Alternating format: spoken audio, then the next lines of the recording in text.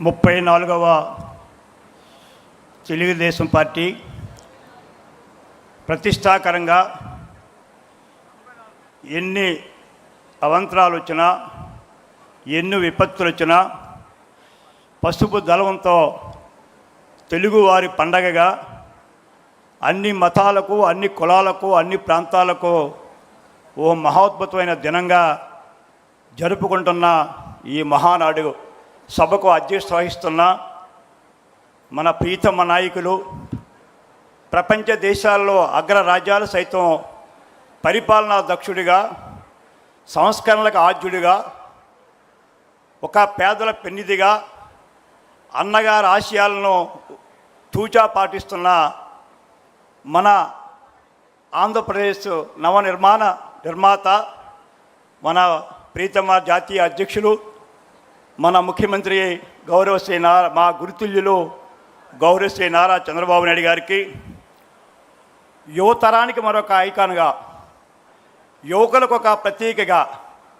ఒక మార్గదర్శకుడిగా, తాతకు తగ్గ మనవడగా, తండ్రికి తగ్గ తనయుడిగా చిన్న వయసులోనే ఈ తెలుగుదేశం పార్టీ పేదల పార్టీ ఒక 100 సంవత్సరాలు ఇంకా ప్రజల మధ్య ఉండి ప్రజలకు సేవ చేయాలనేటువంటి దృఢ సంకల్పంతో యువగలం అనే పేరుతో ఎండనక వాననక పగలనక రాత్రనక 126 కిలోమీటర్లు 226 రోజులు నడిచి దుర్మార్గపు పాలనకు, దుష్ట పాలనకు, రాక్షస పాలనకు చలమగీతం పాడే విధంగా మళ్ళా ఈరోజు మనందరికి ఒక పండగను జరిపిస్తున్న మన ప్రీతమ వర్కింగ్ ప్రెసిడెంట్, యువ నాయకుడు శ్రీ నారా లోకేష్ గారికి, మిత్రుడు, సోదరుడు, రాష్ట్ర పార్టీ అధ్యక్షులు శ్రీ పల్లా శ్రీనివాస్ గారికి, వేదిక మీద ఉన్న పెద్దలందరికీ ఈ హైబ్రిడ్ నూతనంగా మనం ప్రవేశపెట్టినటువంటి ఈ మహానాడులో పాల్గొన్న 7 లక్షల మంది మన తెలుగుదేశం పార్టీ బంధువులకు టీవీల ద్వారా, వీడియోల ద్వారా, యూట్యూబ్ ద్వారా, అనేక మాధ్యాల ద్వారా ప్రపంచవ్యాప్తంగా మన పండుగను చూస్తున్న అశేష ప్రజానీకానికి, ఇక్కడ ఇచ్చేసినటువంటి సోదరులందరికీ కూడా మరొక్కసారి ఈ శుభదినాన్ని వారందరికీ కూడా నా శుభాకాంక్షలు తెలియపరుస్తున్నాను. ఈవేళ నా అదృష్టం ఎంత అదృష్టవంతునంటే, నా తల్లిదండ్రులు చేసిన పుణ్యం ఈరోజు నాకు అన్నగారికి నివాళులర్పించే అదృష్టాన్ని కలిగింపజేసినందుకు ముందుగా మా ప్రీతమ నాయకులు చంద్రబాబు నాయుడు గారికి, లోకేష్ గారికి నా ధన్యవాదాలు. ఎందుకంటే 44 ఏళ్ళు అన్నగారు పార్టీ పెట్టినప్పుడు వారితో పయనించే అదృష్టం, ఆయన వెంట నడిచే అదృష్టం, మండు టెండలో వారు చైతన్య రథం మీద రాత్రనక పగలనక వారు ప్రజల మధ్యకు వచ్చి తెలుగువాడి ఆత్మగౌరవం కోసం, పేదల సంక్షేమం కోసం మహత్వమైనటువంటి అద్భుతమైన జీవితాన్ని, ఎందుకంటే సినీ రకంలో విశ్వవిఖ్యాత నట సార్వభౌముడు రారాజుగా వెలుగుతున్నటువంటి నందమూరి తారక రామారావు గారు తెలుగువారికే కాదు హిందువులకు ఆరాధ్య దైవంగా, రాముడిగా, కృష్ణుడిగా, భీష్ముడిగా, రాజుగా, పేదగా లేదా అనేకమైన పాత్రల ద్వారా ప్రజలలో అభిమానం పొందినటువంటి మహానటుడిగా, ఎందుకంటే ఎవరూ కూడా రాముడు ఎలా ఉంటాడో చూడలేదు, కృష్ణుడు ఎలా ఉంటాడో మనకు తెలియదు, కానీ యావత్ హిందువులు రాముడు, కృష్ణుడు అంటే ఎన్టీ రామారావు గారి అనే రూపం చూసినటువంటి అదృష్టం మనకు కలిగింపజేసిన ఆ జన్మ 103వ జయంతి నిమ్మకూరులో 1923 మే ఈరోజు 28న వారు జన్మించడం, అది జన్మతా మనకి సుకృతం, అది భగవంతుడు ఇచ్చిన మనకు వరం. ఆ మహానుభావుడు జన్మించిన తర్వాత 300 పైగా చిత్రాల్లో నటించి అగ్రగామిగా రారాజుగా ఎదిగినటువంటి మహానటుడు. అలాంటి మహానటుడు కేవలం ఆంధ్రుల ఆత్మగౌరవానికి, ఆ రోజున్న దుర్మార్గ పాలనకు, ఆ రోజున్న పాలకులు ఈ రాష్ట్రాన్ని, తెలుగువారి ఆత్మగౌరవాన్ని ఢిల్లీ నడిబడిన తాకట్టు పెట్టిన తరుణంలో సినీ రంగం విడిచిపెట్టి శాశ్వత జీవితాన్ని ప్రజలకు అంకితం చేయాలని చెప్పి తెలుగుదేశం అనేటువంటి పార్టీని స్థాపించి 9 మాసాలలో ఆనాటి వరకు ఢిల్లీ చక్రానికి ఎదురు లేని చక్రంగా ఉన్నటువంటి కాంగ్రెస్ పార్టీని మెడల వంచి తిరిగి 202 సీట్లతో అధికారాన్ని చేపట్టినటువంటి గొప్ప పార్టీ, గొప్ప నాయకుడు మన అన్న నందమూరి తారక రామారావు గారు. ఆ రోజు అన్నారు, నందమూరి తారక రామారావు గారు వేషాలు వేసుకునేవాడు పరిపాలన చేస్తున్నాడా అని అన్నారు. పరిపాలన తెలుసా అని అడిగారు. ఇందాక మిత్రులు కేసీ గారు చెప్పారు, ఆయన చేసినటువంటి సంస్కరణలో, ఆయన స్థాపించిన సంస్థలో మరొక్కసారి ప్రపంచంలోనే మరొక్కరికి ఎవరికి కూడా సాధ్యము కాలేదు. ఆ రోజు పేదవాడికి పట్ల అన్నం పెట్టిన, పేదవాడికి ఒక నీడిచ్చిన, కట్టుకున్న బట్ట ఇచ్చిన, లేదా రైతుకు దున్నేవాడిదే భూమిని భూమి శిస్తు రద్దు చేసిన, రైతు విద్యుత్ శక్తిని వాడుకోవాలని 50 హార్స్పవర్ వరకు ఉచిత విద్యుత్ ఇచ్చినటువంటి మహానుభావుడు మన అన్న రామారావు గారు. ఆ పథకాలు జాతీయ పార్టీలు కూడా పేర్లు మార్చి ఇప్పటికి కూడా అవే కొనసాగిస్తున్నారంటే అన్నగారి తలక ఆలోచన, పేదవాళ్ళపైన అంకిత భావం మనకు ఎప్పటికీ అర్థమవుతూ ఉంది. అదే పెన్షన్ ఇప్పటికీ కొనసాగుతూ ఉంది, అదే బలహీన గృహ నిర్మాణం ఇప్పటికీ కొనసాగుతూ ఉంది, అదే భూమి శిస్తు రద్దు ఇప్పటికీ కొనసాగుతూ ఉంది, అదే కరెంటు ఉచిత కరెంటు ఇప్పటికీ కొనసాగుతూ ఉంది. నిన్నే మనం ప్రవేశపెట్టుకున్నాం. ఈ యొక్క ఇందిరాగాంధీ లాంటి వ్యక్తి దేశ ప్రధానిగా మహిళగా ఉన్నా మహిళ గురించి ఏనాడు ఆలోచన చేయలేదు. కానీ ఒక పురుషుడిగా, ఒక తెలుగింటి ఆడపడుచుగా పిలిచి మహిళకి సమానాస్తుగా కానీ, పదవుల్లో మహిళా రిజర్వేషన్స్ కానీ, మహిళా పక్షపాతిగా ఉన్నటువంటి మన అన్న నందమూరి తారక రామారావు గారు కేవలం సంక్షేమమే కాదు, వారు స్థాపించిన సంస్థలు నిమ్స్ కానీ, బర్డ్ హాస్పిటల్ కానీ, పద్మాలయ విశ్వవిద్యాలయం కానీ, పొట్టి శ్రీరాములు తెలుగు విశ్వవిద్యాలయం కానీ, అంబేద్కర్ ఓపెన్ యూనివర్సిటీ కానీ మనం మరువలేనిది. మాండలిక రాజ్యాంగ విధానం పెట్టి మాలాంటి వాళ్ళకి ఎంతోమందికి రాజకీయ భిక్ష పెట్టినటువంటి ఆ రాజ్యాంగ వ్యవస్థ ఎంతోమంది మనం చూసాం. అలాంటి మహానుభావుడు చేసిన సంస్కరణలు, పేదలకు ఇచ్చిన అభివృద్ధి కార్యక్రమాలని మనం కొనసాగిస్తున్నాం.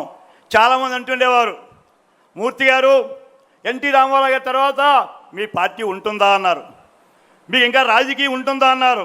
కానీ వాళ్ళకి బుద్ధి చెప్పే విధంగా, వాళ్ళకి మైండ్ దిమ్మ తిరిగే విధంగా తర్వాత ఉద్భవించారు మన నాయకుడు, మన ప్రీతమ నాయకులు చంద్రబాబు నాయుడు గారు.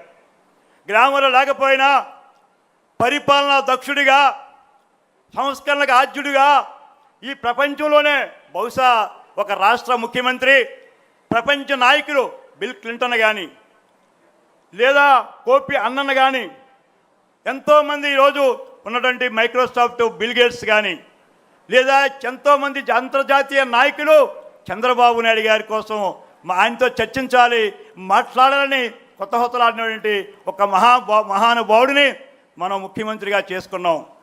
వారు చేసిన సంస్కరణల ద్వారా తెలుగువాడి సంపద పెరగాలి, తెలుగు అన్నగాతలకు ఆత్మగౌరవం కాపాడాలని చెప్పి ఎన్ని కష్టాలు పడ్డాడు, ఎన్ని సుఖాలు అనిపించినా ఆయన పడిన కష్టం భగవంతుడు ఆ రాముడు కూడా రాకూడదని రామాయణం చెప్తూ ఉంటుంది. ఎన్నో అవమానాలు భరించారు, ఎన్నో కష్టాలు పడ్డారు.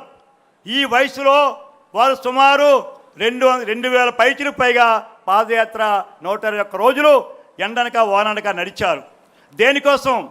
ఈ రాష్ట్రంలో తెలుగువాడు రాష్ట్రం విభజన జరిగింది, ఈ రాష్ట్రం ఒక దశ దిశ ఇవ్వాలని చంద్రబాబు నాయుడు గారు చేసిన కృషి వలన ఫలితమే వేళ మనం ఒక దుర్మార్గ పాలనకు, ఒక రాక్షస పాలనకు, ఒక అవినీతి పరుడికి చూసాం. మనం ఎంత దుర్మార్గ పాలన అంటే ఎక్కడ నీరు గాలి వాన వర్షం అనుకుంటా ప్రతిదీ అవినీతి చేశారు. ప్రతి గన్నుల దగ్గర నుంచి తిండి వరకు, చిన్నపిల్లలు పెట్టే పౌష్టికాహారం వరకు అన్నిటిలోనే అవినీతిమయం చేశాడు. అలాంటి అవినీతిమయుడు, అలాంటి అనుభోజ్యుడు లేని వ్యక్తి తండ్రి పేరు చెప్పుకొని అధికారంలోకి వచ్చి ఈ రాష్ట్రాన్ని భ్రష్టు పట్టిస్తూ ఉంటే తిరిగి మళ్ళా ఒక పక్క చంద్రబాబు నాయుడు గారు, ఒక పక్క యువనాయకుడు లోకేష్ గారు మరి కంకణం కట్టుకొని దృఢ దీక్షతో మళ్ళీ మనం ఈవేళ అధికారంలోకి వచ్చాం. ప్రజలు మళ్ళీ ఎంతో ఆనందోత్సవాలతో ఉన్నారు. ఎందుకంటే అమరావతి రాజధాని త్వరలో పూర్తవబోతోంది. తెలుగువాడి జీవనాడి. ఉత్తరాంధ్రకి మాకొక ఒక మహావరం పోలవరం. ఆ పోలవరాన్ని బహుశా త్వరలోనే పూర్తి చేసి ఈ రాష్ట్రాన్ని సస్యశ్యామలం చేయబోతున్నారు మన ప్రీతమ చంద్రబాబు నాయుడు గారు. కేవలం ప్రాజెక్టులే కాదు, 10 లక్షల కోట్లతో నిరుద్యోగులకి ఒక ఆదర్శంగా ఉపాధి కల్పించే కార్యక్రమాన్ని చేయబోతున్నారు. ఇలాంటి కార్యక్రమాలు చేస్తున్న ఈ రోజుల్లో నేను యువతకి ఒకే ఒక సలహా ఇస్తున్నాను. మీరు అనుకుంటున్నారేమో ఈ తెలుగుదేశం ఏదో గాలిలో వచ్చి రాలే, కష్టాలతో ఎంతో శ్రమపడి ఆ రోజు అన్నగారు, ఈరోజు చంద్రబాబు నాయుడు గారు, మన యువ నాయకుడు లోకేష్ గారు అధికారంలో తీసుకొచ్చారు. నేను ఒకటే కోరుతున్నాను, ఎందుకంటే నేను ఈరోజు 44 సంవత్సరాలు ఈ పార్టీలో ఉన్న వ్యక్తిని, 34 మహానాడులో పాల్గొన్న వ్యక్తిని, 25 మహానాడులో మాట్లాడిన వ్యక్తిని. దానికి కారణం నాకు ఆరాధ్య దైవం, నాకు మార్గదర్శకులు చంద్రబాబు నాయుడు గారు. అన్నగారి ఆశయంతో వచ్చిన మాకందరికీ 15 రోజులు కఠోరమైనటువంటి రామకృష్ణ స్టూడియోస్లో మాకు శిక్షణ ఇచ్చిన గొప్ప వ్యక్తి చంద్రబాబు నాయుడు గారు.